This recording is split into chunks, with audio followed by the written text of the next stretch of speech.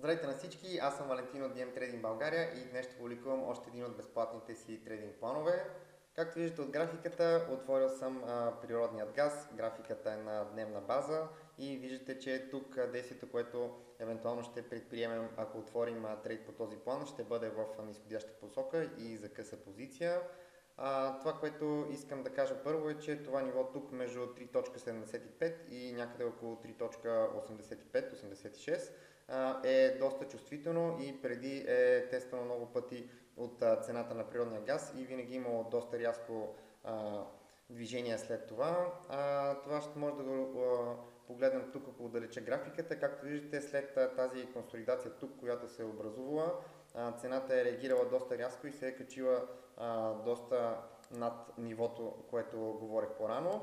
И след като е достигнала тези нива тук, е направила нов спад, след което е консолидирала под зоната, която съм отбелязал като зона за продажба и всъщност това е било началото на един доста сериозен нисходящ тренд. Както виждате, в началото е имала една така доста по-рязка вълна от продавачи, след което трендът е продължил лека по лека в нисходяща посока за доста дълъг период от време.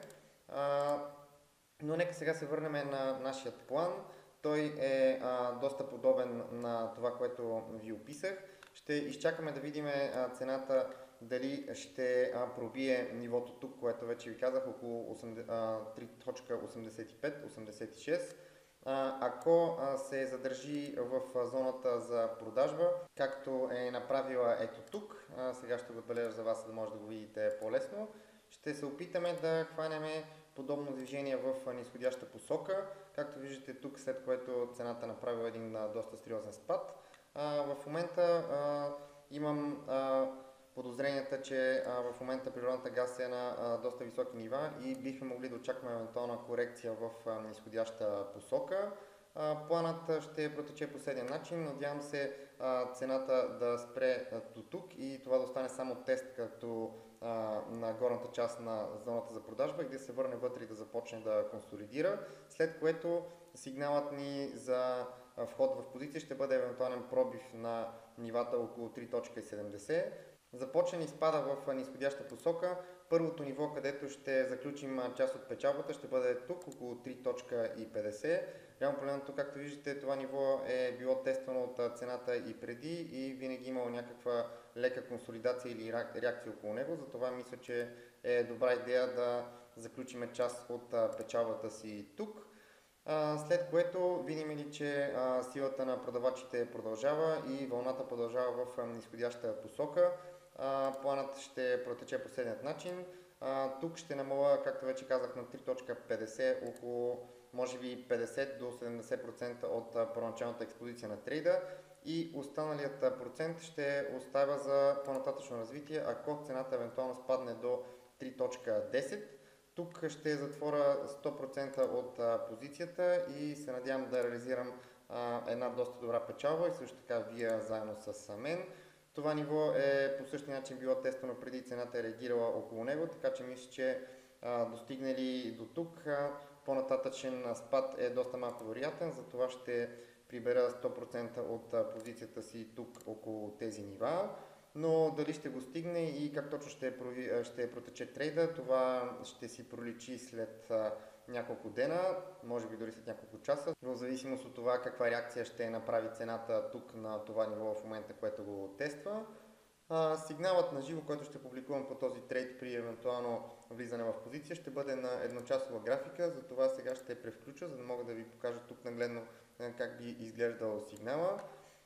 Върне се цената в зоната за продажба и ако започне да консолидира, при пробив на една едночасова свеж на нивата около 3.70 ще вляза в къса позиция. Тук най-вероятно ще очакваме една по-силна вълна от продавачи, които бързо да избутат цената до 3.50. Както виждате, тази консолидация тук е базата за нашият Log Profit, всъщност тук, където ще заключим първата част от печалбата и видим ли, че силата на продавачите продължава и спадът на цената би могъл да има по-нататъчно развитие. Следващата част от експозицията ще затворя ето тук, както вече казах, на около 3.10, където реално погледнато мисля, че по-нататъчно развитие на къса позиция е много малко вероятно, затова предпочитам тук да затворя 100% от печалбата и просто да и се насладя.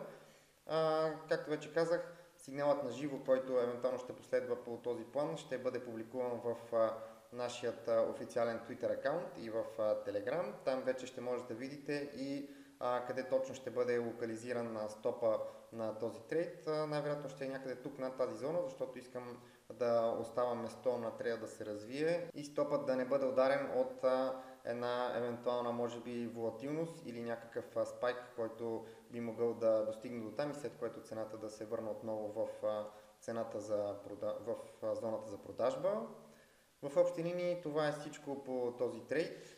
Ако искате да видите още от безплатните ни видеа, които публикуваме, може да се абонирате към нашия YouTube канал и също така да си включите нотификацията. По този начин ще бъдете уведомявани веднага след като публикуваме ново видео и ще можете да предприемате действия по него.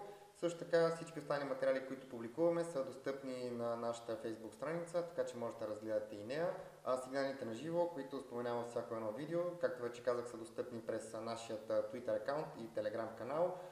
Според мен е доста добра идея да ни последвате и там, защото те правят следването на нашите трейдове много лесно. Там публикуваме сигнали за всяко едно нещо, което предприемаме по трейд менеджментът на отворените трейдове и също така чрез тях можете да си докарвате едни допълнителни печалби. Благодаря ви още веднъж за вниманието, надявам се трейд да ви е харесал и да изкараме една добра печалба от него. Пожелавам ви успех, успешна седмица и ще се видим отново следващия път. Чао, чао!